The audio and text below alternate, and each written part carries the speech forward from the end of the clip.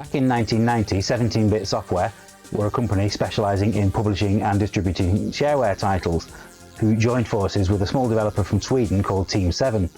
Team 7 had recently had a little bit of mild success with a game called Miami Chase that was published by Codemasters. For their first game together, they self-published a fighting game called Full Contact. For their second game, inspiration came from the Alien film series, but according to the game's artist and designer, Rico Holmes, games such as Laser Squad and Paradroid were also an influence. It's a 1 or 2 player overhead shoot 'em up, where you must battle through level after level of an alien-infested facility.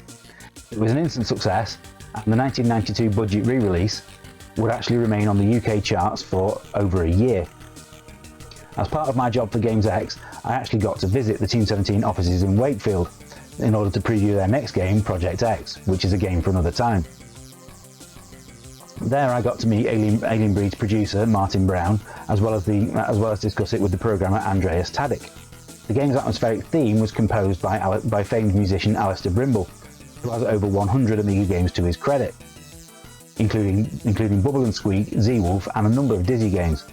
You can visit his page on exotica.org to listen to a number of his best tunes. I'll put the link for that in the description below. Now though, it's time to find out what 17-year-old me thought of Alien Breed by taking a look at my original review. My review appeared in issue 28 of Games X from the 31st of October 1991. Game of the Week in that issue was awarded to the arcade conversion of Capcom's Mega Twins, which was published by US Gold. I awarded it 5 X's out of 5, with gameplay and lastability scoring 18 out of 20 and presentation 19 out of 20. I especially liked the game's audio, praising the atmosphere that the game evokes, particularly during the rush to each level's exit. Alien Breed has some of the best graphics I've seen on the Amiga. Audio really is of arcade quality, with loads of sample speech, blasting and dying aliens.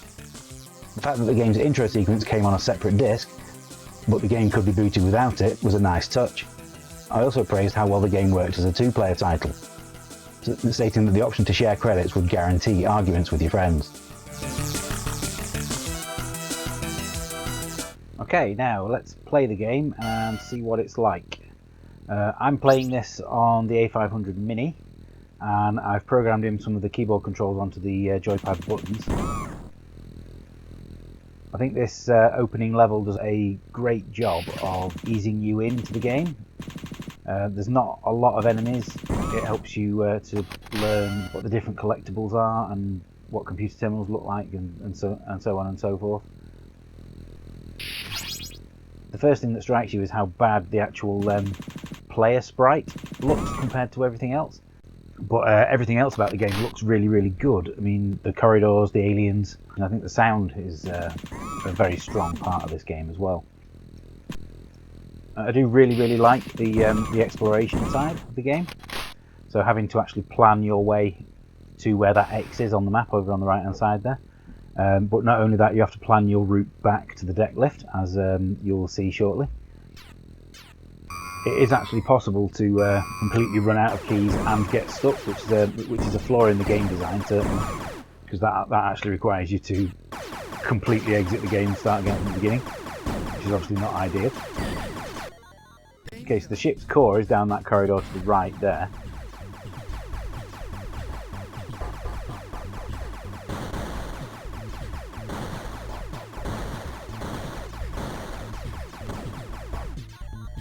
And what you want to do is you want to make sure that you don't touch the jet. Oh, damn it. I touched it. But the way that the levels turn entirely red and the alarms start sounding and the computer voice, it all makes it really, really tense in a really good way.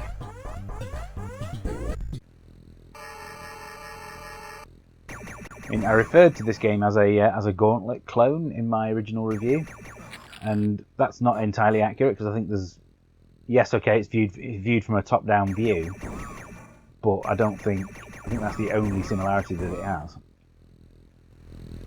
As you can see in that room there's an extra life and some pickups, but that's you're gonna have to actually confront a boss before you can do that. I think this is actually the best weapon to use for this boss fight.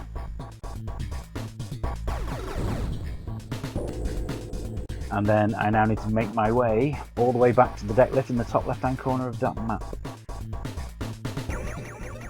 So yeah, I think on the whole, it's still a decent game by today's standards. I mean, there's a few little design issues by the fact that you can get completely stuck if you run out of ammo and keys.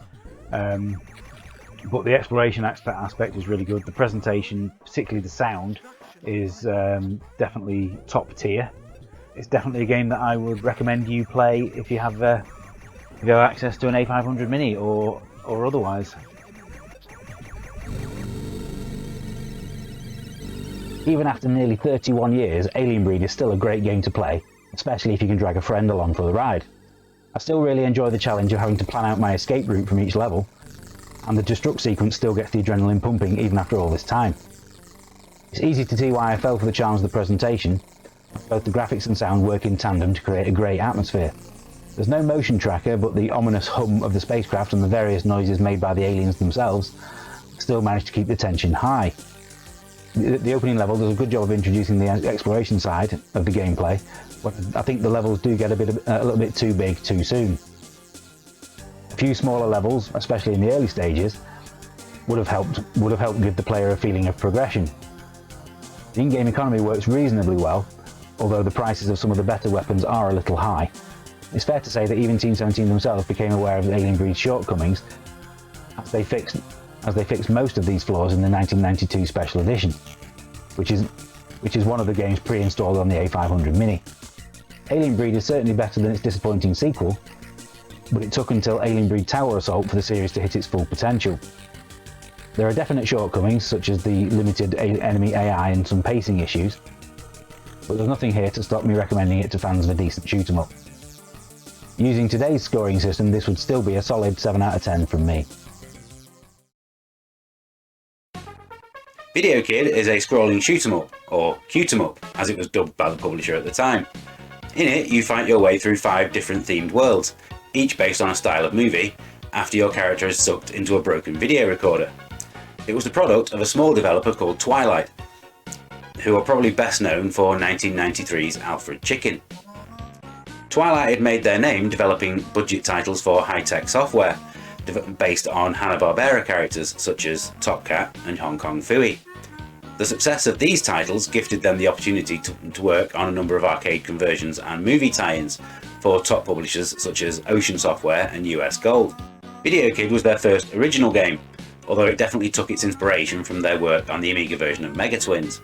It had the same crisp cartoon style, courtesy of graphics by Peter Tattersall, and some bouncy music from Sean Conran. The gameplay, however, took its inspiration from the likes of Mr. Heli, allowing the player to fly freely around the screen and shoot at enemies from both left and right. Despite being published by Gremlin Interactive at their height, in a period of time that saw them release the likes of the Lotus Trilogy, Utopia, Hero Quest, Premier Manager and Zool, Videokid failed to make an impact on the sales charts, failing to even make the top 10 on its week of release. Does this lack of success make it an undiscovered gem? Let's take a look at my original review and find out.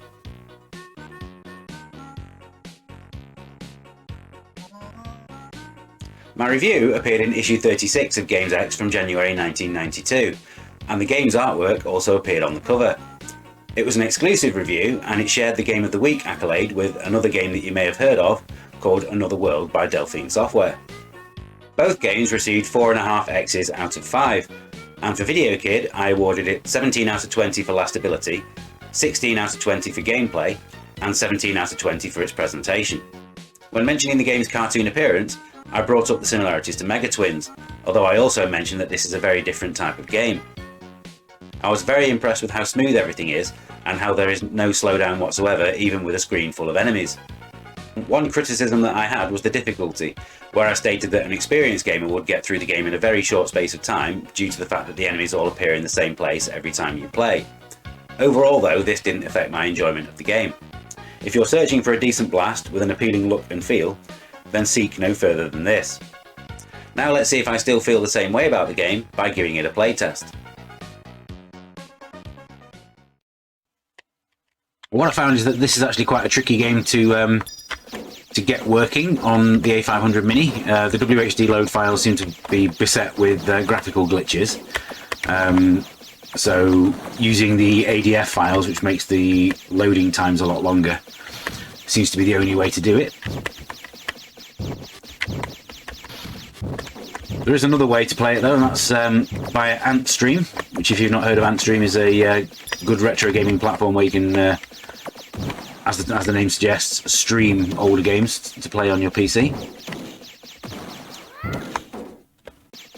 So as you can see, visually this game doesn't really look like a shoot 'em up at all. It is more of a it gives off more of a cutesy platform vibe. Well done. But none of the levels are particularly long in this game, which is quite nice. Certainly in the early stages, that's what you tend to want from a game. Something to just ease you in. But that, kids, is a VHS cassette that you saw being put in there. Ask your dad about what one of those is. That's how we used to watch movies before Netflix was a thing. All of the enemies and power-ups will all appear in exactly the same place every time you play the game, which makes it easy to learn the patterns. Although the flip side to that is that when you get to a level for the first time, you have no way. There's no real way of predicting what's going to happen or what's going to come next.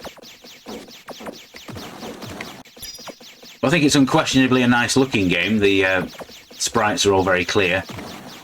The scrolling is smooth. It's got a nice colour scheme.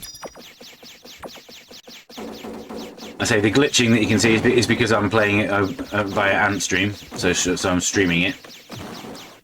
Well done.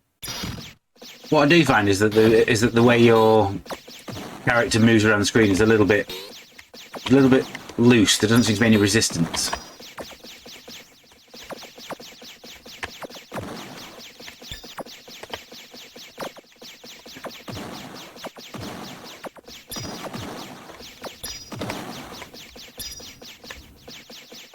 I think the closest game in comparison to this one is, on the Amiga is probably Blood Money by DMA Design, which was released by Psygnosis. But in that one, you controlled a helicopter, so you were restricted by the speed of the vehicle. Every single one of those blue power-ups that you pick up is an increase in power to your fire. See, it's these giant knives that come up out of the ground that you have no way of anticipating, and it's a very frustrating thing. I think we are approaching the end of level boss here now.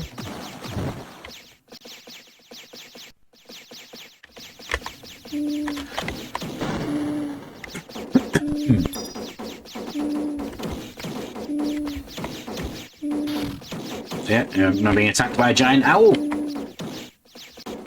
This is the difference between Western developed shoot-em-ups and Japanese ones, really, is that there doesn't seem to be any discernible pattern to the attacks here. It all seems to be a little bit random.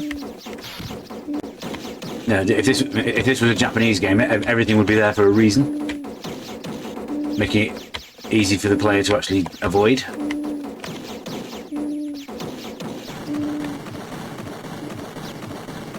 I didn't have very much health left there, but I did it.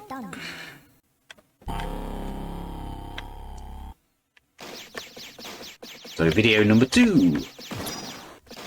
Oh, I must have got an extra life at some point, because I thought I was on my last life there, but no. Must have got an extra life when I finished the level. Doesn't seem to be a huge amount of power-ups in this game, though. That's one of the disappointments. Now, with no shortage of decent side-scrolling shooters on the Amiga, it's a testament to the developer that they've made something that actually stands out. Because most of them are obviously piloting a spaceship of some kind. I mean, I think the closest arcade game that I can think of to this is probably Namco's Sidearms, which I did play quite a lot of, because I remember that being available to play in my local game shop when I was in school. In the end, though, I can actually see why this wasn't really a massive sales success. Because although it's a well-made game, it's not really a it's not an exciting one. It's fairly bland in the grand scheme of things. Now this is the level that looks very similar to Mega Twins, which was, of course, the game that Twilight developed literally just before this one. Game over! So yeah, so the other levels are, like, you got a sci-fi one, you got a horror one. The horror one's actually quite cool because the horror one, everything is in black and white apart from the character that you control. But like I said before, the magician opening level is actually the best one of the 5 levels in the game. So that's Videokid. It's not brilliant. It's not rubbish either. Sort of bland, middle of the road side-scrolling shooter. Not really much else to say about it. So let's get to the summary.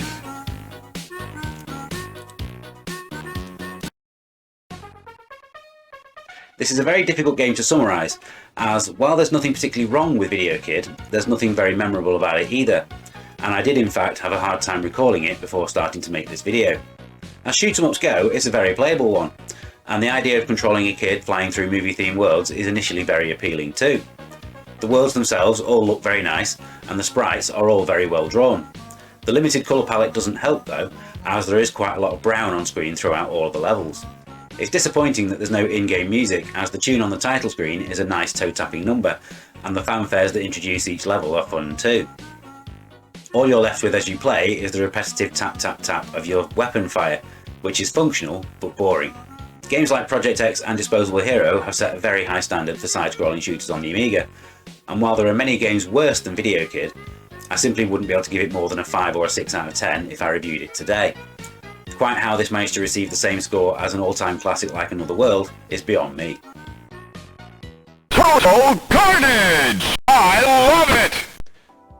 Smash TV was released in the arcades in 1990 by Williams Entertainment. Co-created by Eugene Jarvis, who had previously produced both Defender and Robotron, it was a futuristic twin-stick shooter, heavily inspired by the likes of Rollerball and The Running Man, where players took part in a hyper-violent TV game show.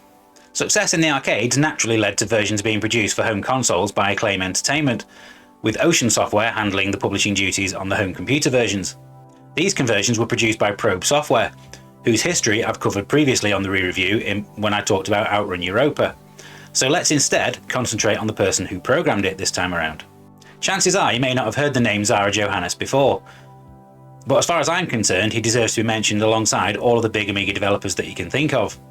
He was always credited simply by his initials of ZZKJ, and if you were a fan of racing games, like me, then you'll definitely know his work.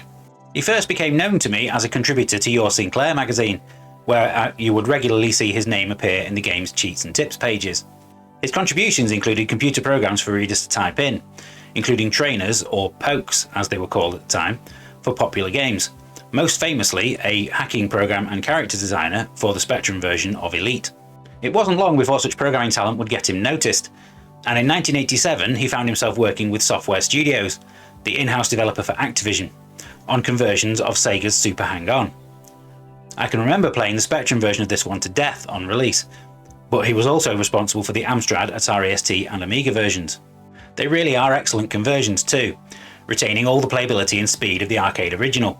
When you compare this to the Amiga versions of Outrun and Chase HQ, which weren't released until the following year, it really makes you wonder what might have been.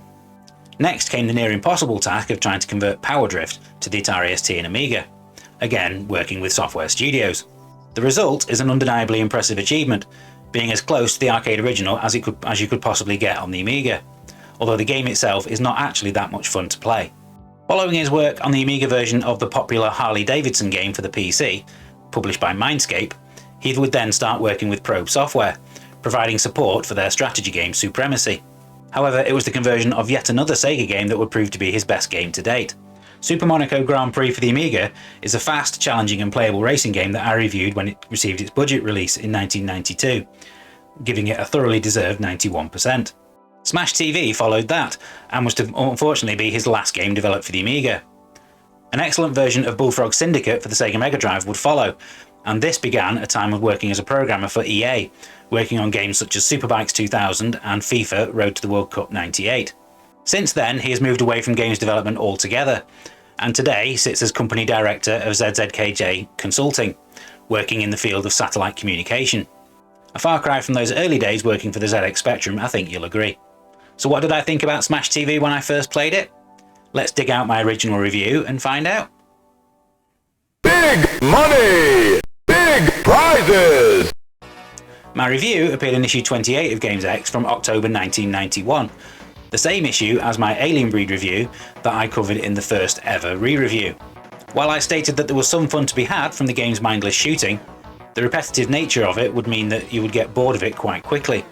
I compared the lack of gameplay variety to Ocean's conversion of Narc, which had come out the year before, and ironically was based on another Eugene Jarvis original, which I didn't know at the time. This resulted in a score of 11 out of 20 for lastability, and 12 out of 20 for the gameplay. Presentation fared slightly better, as it emulated the look and sound of the arcade original pretty well. I gave a score of 14 out of 20. Overall, the score I gave was 3.5 X's out of 5. A lot of satisfaction can be had legging it around the room, blowing away thousands of bad people. Sadly, this isn't enough. Now let's replay the game to see how it stacks up all these years later. Good luck! You'll need it! So if you don't know what Smash TV is, if you've never experienced the arcade machine, it's essentially a twin-stick shooter where you just fight your way through screen after screen of enemies in order to win a TV game show.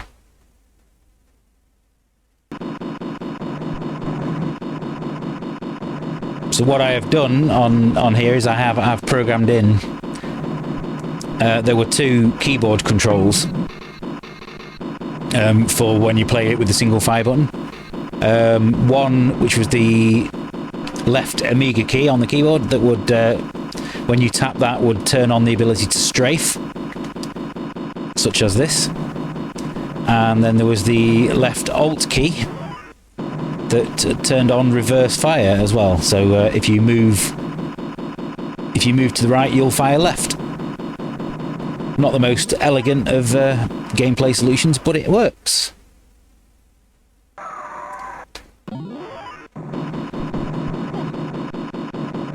The firing of your standard weapon is not really strong enough. So I find that the way to survive on Smash TV is to always try and get the power-ups as quickly as you can before they disappear.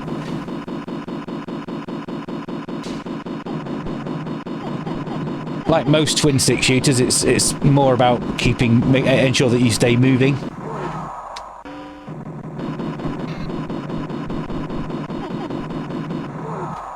And I've also noticed that on this Amiga version that you actually have more lives when you start the game than you do on the arcade original.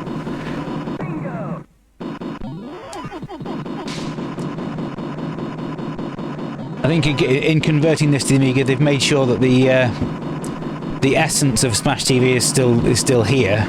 So the speed, the gore, those are all the things that you would want. They're all still present and correct.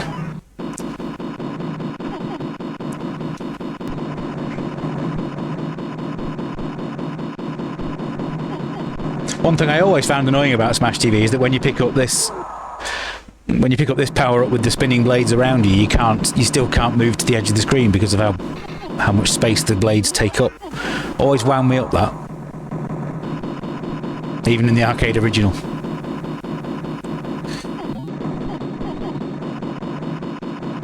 In an interview with Amiga Power at the time of this game's release, ZZKJ did actually point out that a number of the changes that were made were deliberate concessions to make the Amiga version a better game. So, although arcade purists will probably be upset at some of the things that this game did, had they been left in the Amiga version, would have been a worse game, apparently.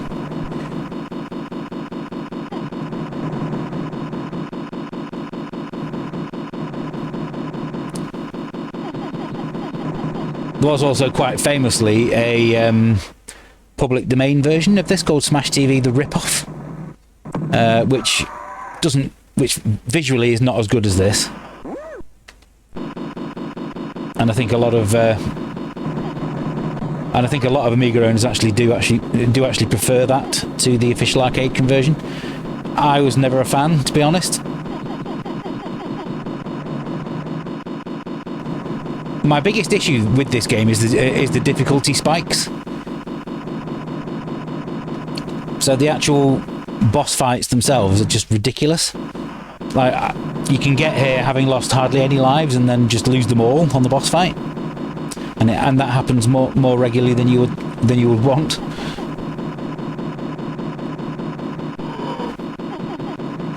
I need to try and get out from this corner, but it's ridiculous because the only way to harm him is to shoot him with one of the power-ups.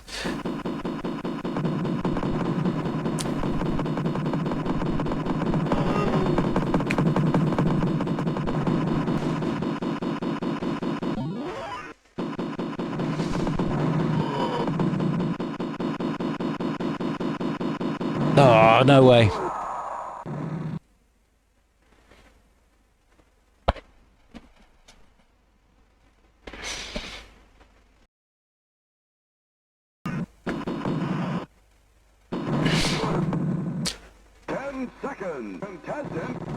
Well, that's not too bad. I've managed to get here with my continue still left to the boss fight, but let's see how I can manage with 7 lives this time.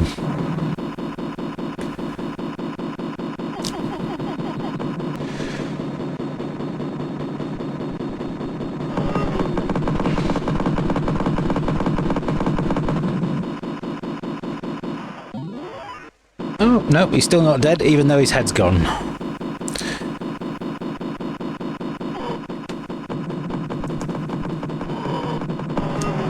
Have I done it?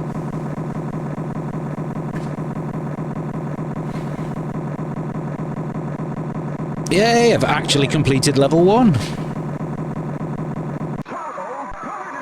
So, level 2. Let's see what level 2 has to offer.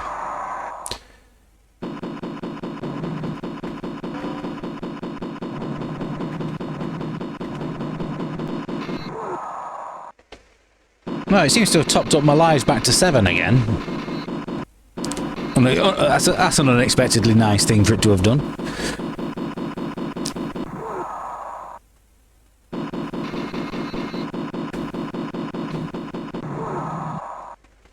I've got 4 credits now. Hey, that's good.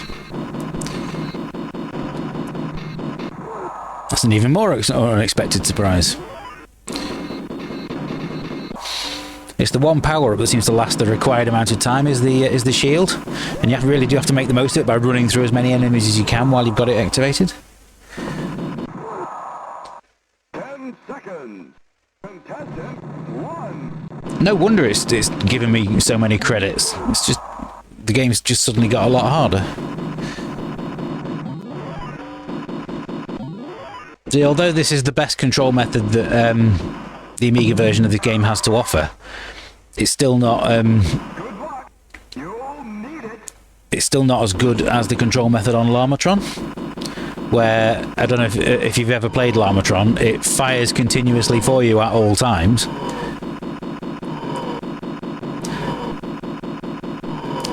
And holding down the fire button is what you do in order to strafe.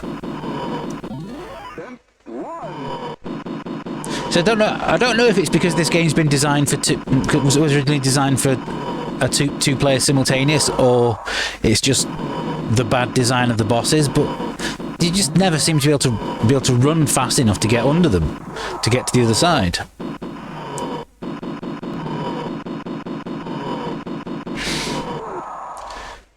Oh, game over again. Right, there we go. So, I think that's going to be enough gameplay from that then. Right, so I think that's enough. So that's Smash TV on the Amiga. Let's get to my final comments on what I think of it today. I'd buy that for $1. A common feature of all games developed by ZZKJ apart from a high score table allowing 4 initials rather than the usual 3 for obvious reasons, was giving the player a choice of control methods. In my opinion, this made him an ideal choice to handle the Amiga version of Smash TV. While neither of the two options here are ideal, I remember the 2 joystick option working really well at the time of release, but only because I had 2 joysticks that had suckers on the bottom that meant I could stick them to the desk. When playing it on the A500 Mini, the single button option is by far the best, as you can program the keyboard toggles for strafing and reverse firing onto the shoulder buttons. Unfortunately for the game, it released just a few months after Jeff Minter's Llamatron, which demonstrated perfectly how to make this kind of game with a single fire button. I'm going to use this opportunity to apologise for comparing it to Narc first time around, which was an utterly shoddy conversion, and this is a far better game than that, although it's still not as good as fans of the arcade original would want it to be. The reduced screen size I can handle, but the changes to the collision detection, designed to make the game more forgiving for Amiga players, actually made the game worse. Bullets regularly appear to pass through enemies or simply not damage them when it appears as though they should. When the action is at its most frantic, this is not always noticeable, but during the boss fights, when accuracy is sometimes required, it can be particularly bad. Finding other Amiga games similar to this one was quite a tricky task, but here's a league table anyway showing you how they compare. My score first time around was 3.5 out of 5 or 7 out of 10. Today I'd probably give it a 6, as it's definitely flawed but still enjoyable.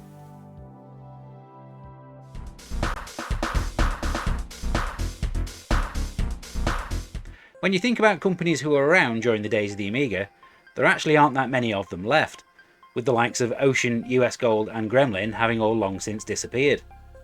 Joining EA, Ubisoft and Activision though, as a publisher who have been around for 3 long decades, would be Team 17, who continue to thrive today as a publisher of classic indie games.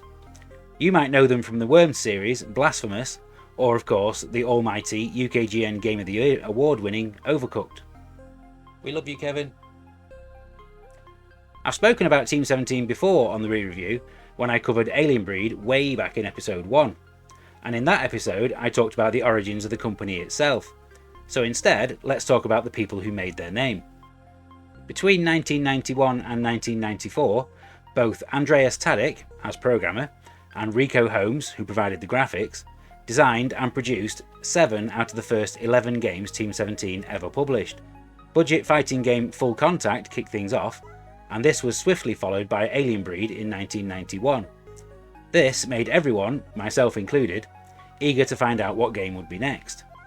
That game was Project X, which, just like Alien Breed before it, had been designed specifically to fill what Team 17 saw as a gap in the market. The result was another huge sales success all across Europe. For the budget re-release the following year, the difficulty was toned down following complaints from a number of players who had reported that they couldn't even reach level 3. That version was dubbed the Special Edition. As a complete departure, their next game was Super Frog, which arrived along with an influx of fast action platformers that were all trying to be the Amiga's answer to Sonic the Hedgehog. It was faster and slicker than most, with some excellent graphics and music. It even featured a side-scrolling bonus stage called Project F, accompanied by some very familiar sounding music. Unlike Alien Breed, which has had multiple sequels, spin-offs and remakes over the years, Project X has so far only had one sequel. X2, which was once again designed and programmed by Tadic, was released for the PlayStation in 1996, but only in the UK and Japan. It added a brand new weapon system that allowed players to change weapons on the fly, as well as upward scrolling sections, and a simultaneous 2-player option. After providing programming support on Worms Blast in 2002, Tadic would leave Team 17 and go on to work for Avalanche Studios, where he would work as a programmer on games such as The Hunter, Just Cause 2 and Mad Max. During this time, he would also be lead programmer on the underappreciated shooter Renegade Ops, which was published by Sega on Xbox Live Arcade and PlayStation Network in 2011.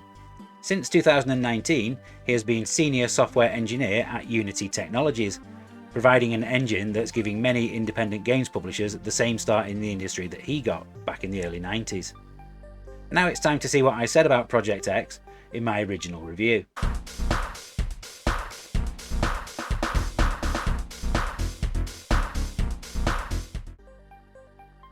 My review of Project X appeared in issue 45 of Games X magazine from March 1992.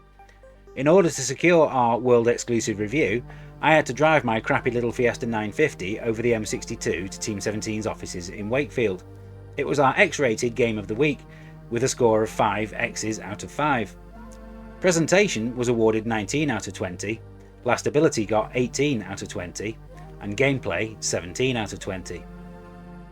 I got to play all the levels in the game and discuss it with both Tadich and the game's producer Martin Brown before heading home at the end of the day. This was common practice back in the day, with many games reviewed after only a few hours of play. Publishers were reluctant to leave their games with magazines due to the Amiga's problem with piracy, and I can't see any review outlets getting away with such practice today.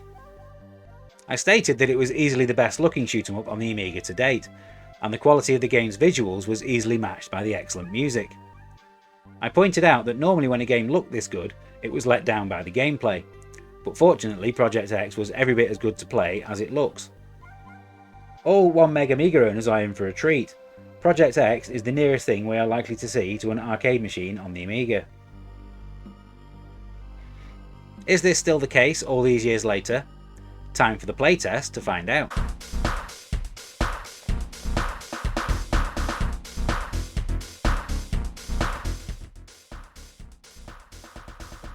Even to this day, I've always been partial to a bullet hell shooter, and as far as the Amiga is concerned, there wasn't really a lot to choose from when this game came out. Probably the arcade conversion of R-Type, but that's probably about it. One thing I've noticed ahead of doing this re-review is that the game does actually only allow 3 power-ups to be on screen at any time, so you need to collect them as quickly as you can to get your weapons powered up as quickly as you can. Otherwise this game can get really rather hard. The power-up system is definitely heavily inspired by Konami's Nemesis or Gradius, whatever you want to be calling it.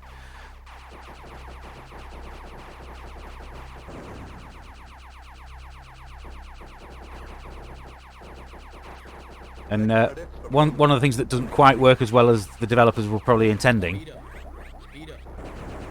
is the use of inertia on your craft. So the more weapons you pick up, the slower your craft gets, which is a great idea in principle, but it doesn't really work that well in terms of the game itself. If anything, it just makes it slightly more annoying.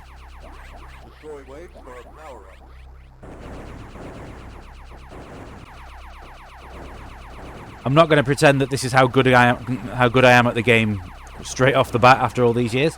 I have practiced this a lot ahead of doing this playtest, and the air has been very blue. There's been a lot of swearing.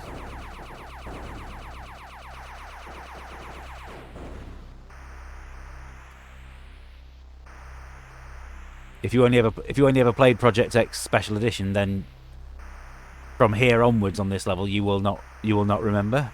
This section all got cut out.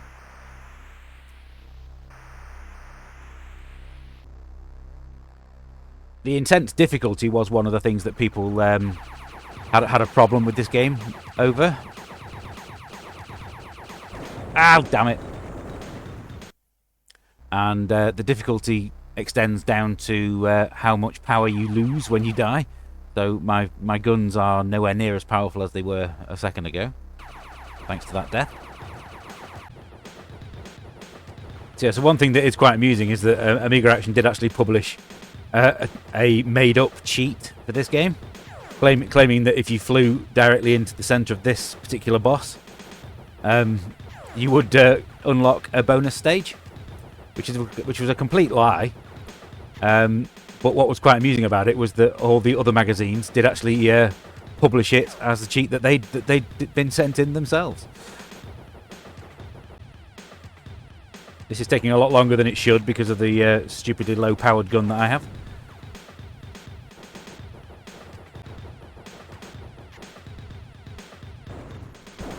Hooray! There we go.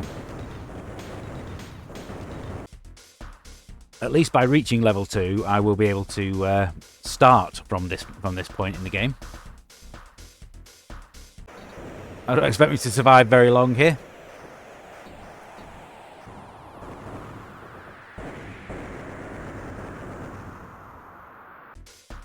So if I select to restart from level 2, let's see what weapons it gives me. There you go, I do have slightly more weapon power than I had previously, so that's a good thing.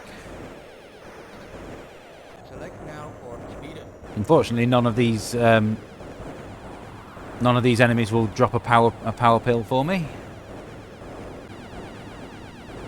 There's definitely a lot more enemy avoidance on this level, shall we say, than the first one.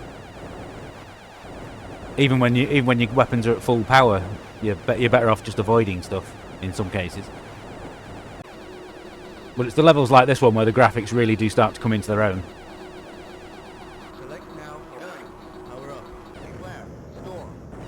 But this game did receive a lot of what I would consider to be unfair criticism when it came out over its difficulty.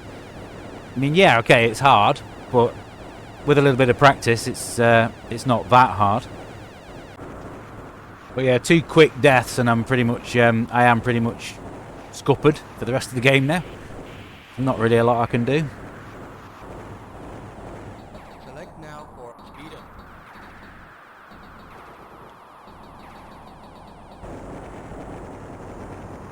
Oh dear. Fly around rock surface. Right, so I've played through the first level again to try and get to this point with a more powerful weapon. So let's see if I have any more success now. Select now for speed up. Rock surface. There definitely seems to be a lot of instances in this game where they've just put enemies in that look cool rather than because they think that it makes the gameplay challenging. And that's probably where some of the overly difficult criticisms come from.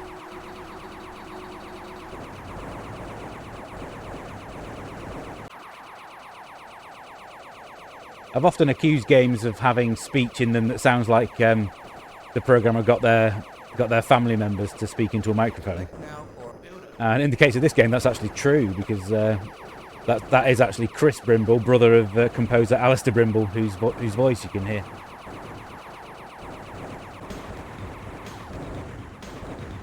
At least this end of level boss actually starts to show some signs of wear and tear. So you've got some kind of idea as to how close to death it is.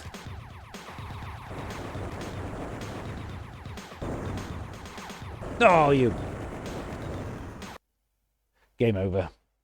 Well, that was a quick look at the first 2 levels of Project X. There are 3 more, and I haven't been able to get to them today. But I still prefer this one over the 1993 special edition, as I said earlier. The 1993 special edition is still a good game. Don't get me wrong.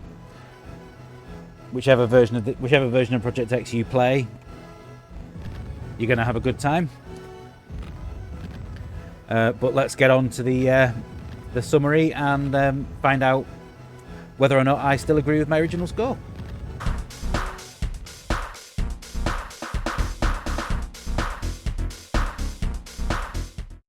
Without question, Project X is still the best looking side-scroller on the Amiga. There's a crispness and a clarity to the graphics that other games simply can't match. It's always obvious what's going to kill you and what isn't, and it all moves incredibly smoothly. Alistair Brimble's soundtrack also remains top class and would feature in anyone's list of the best Amiga music. It's still an incredibly tough game too. Replaying it again after all these years, it took me many attempts just to get past level 1. Most of the time, this challenge is a fair one though, as there are many enemies that follow simple patterns that you can learn. Yes, you do lose too much power whenever you lose a life, but that's also true of games like R-Type, and nobody holds it against that. It's the difficulty that prompted Team 17 to revisit the game in 1993, and this version is what many people consider to be the superior one. However, because I'd played the original so much by the time the budget version came out, I still consider the original to be the better option. Playing the special edition, to me, feels like playing Project X Lite, with the original being the full fat version.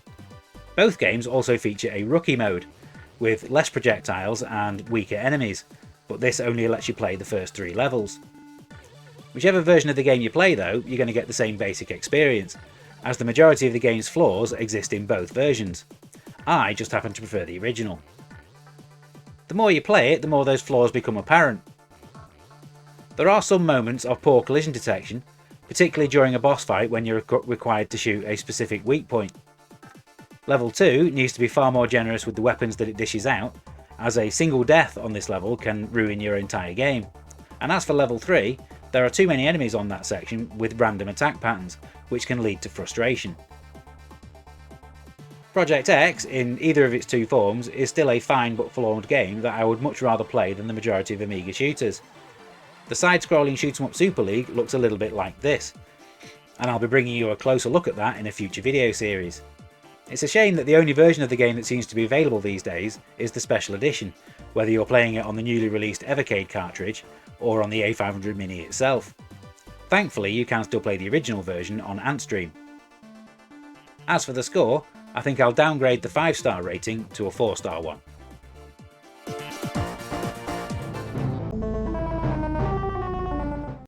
One of the things that upsets me about modern gaming is the sad demise of the light gun shooter.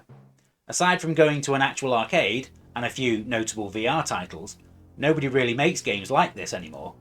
Going right back to Duck Hunt on the NES, some of my favourite gaming memories have come from the genre, and no trip to Arcade Club is complete without a point-blank contest.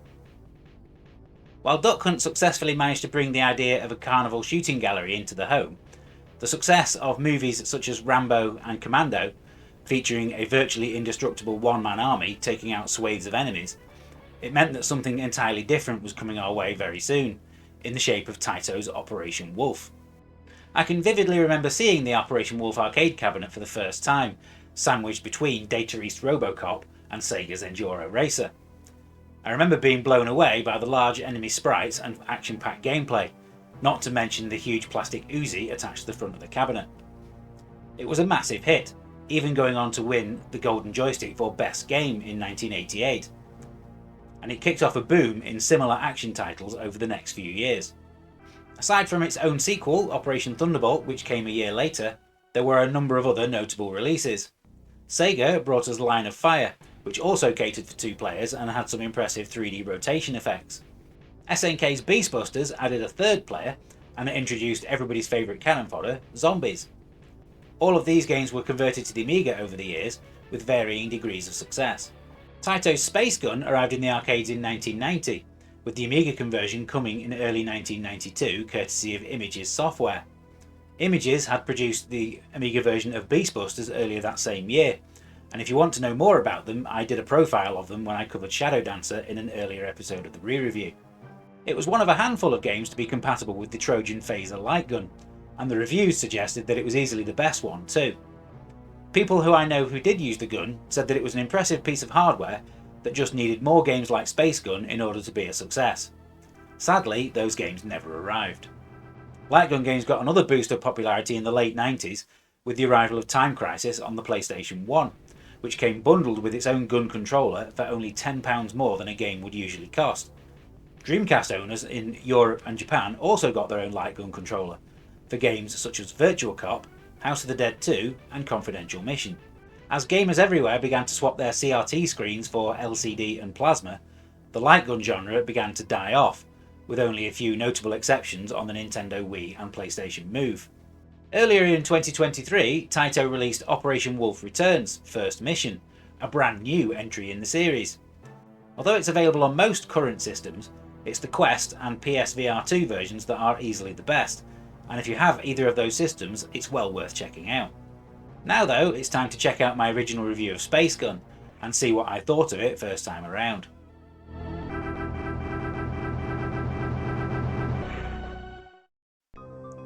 My review of Space Gun appeared in issue 39 of Games X magazine, where it not only adorned the cover, but it was also our Game of the Week. Other Amiga games that we covered in the same issue were Elvira 2, Fantastic Voyage, and Special Forces from Microprose. We'll talk more about that last one in a future episode. I pointed out that I had not been a fan of Beast Busters, and that this was a massive improvement on the developer's previous attempt at the genre. I also mentioned that this was the first big game to be compatible with the phaser, although I never actually got to try this one out for myself. I expressed my disappointment that this was yet another game where the players were forced to choose between music or sound effects, especially as the Atari ST version had both at the same time. Out of the two, playing with sound effects was definitely my preferred way to play. This is perhaps the best game of the style to appear on the Amiga. The action is fast and furious, and the difficulty level has been set just right. I gave it an overall score of 4.5 X's out of 5, which was enough to earn it an X-rated stamp. Presentation was awarded 17 out of 20, with both lastability and gameplay earning 16 out of 20. Now let's boot the game up again and see if it's worth playing today. It's time for the playtest.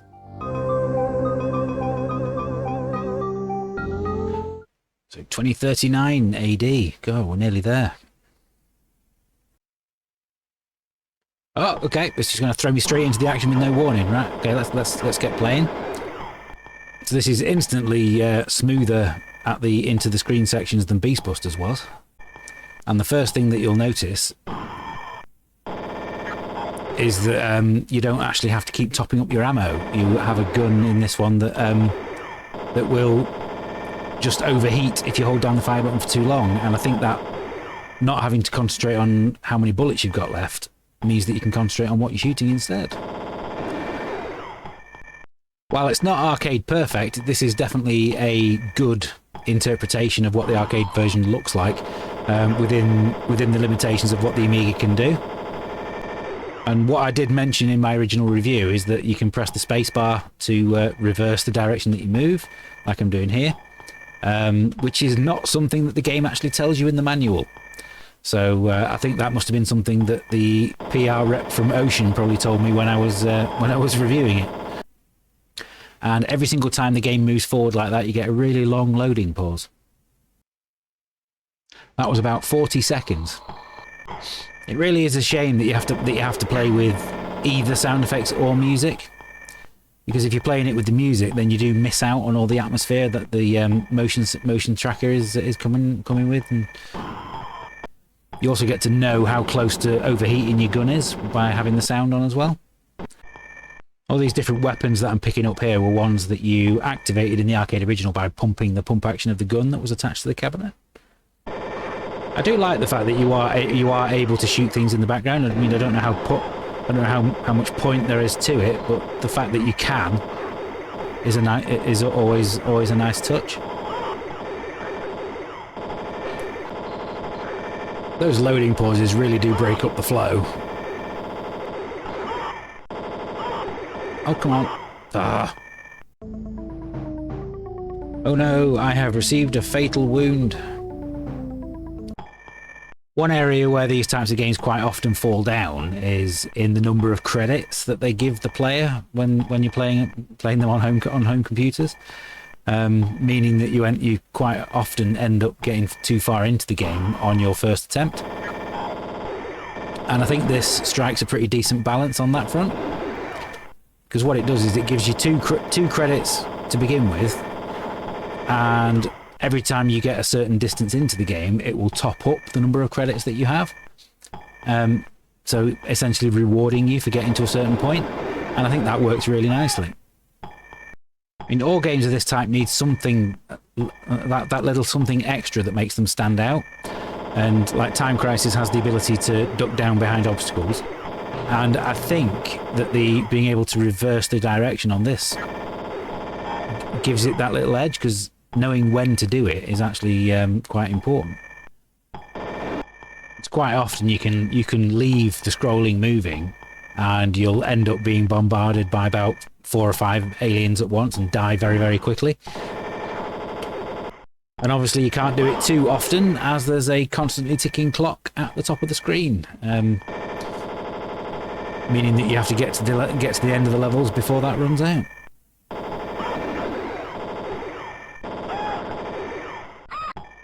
Oh, damn.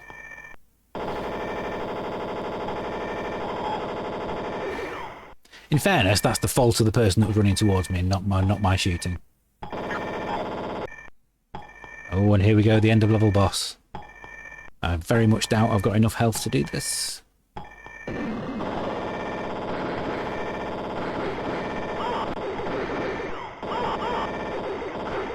No, game over. So I think that's probably a good place to leave this playtest. I think I have now played enough of it to reached my final conclusion, so let's get on with it. As I'm making more and more of these episodes, I'm starting to notice more and more recurring issues with Amiga games, and Space Gun does every single one of them. Does it break up the flow of the action with long loading pauses? Does it throw you straight into the action at the end of those loading pauses without giving you a second to acclimatise yourself?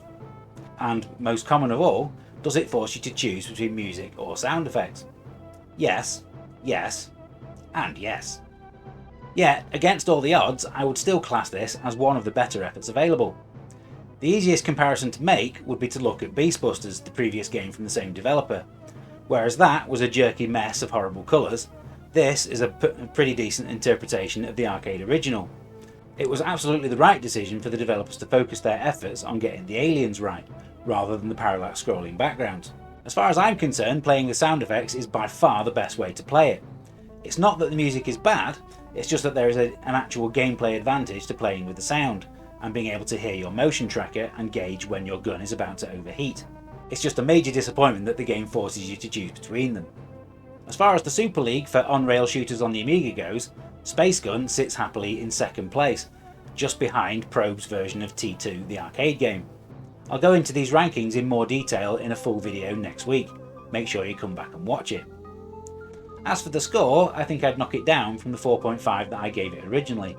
It's still a very enjoyable arcade shooter, but with all the flaws, I don't think I could give it more than 7 out of 10 today.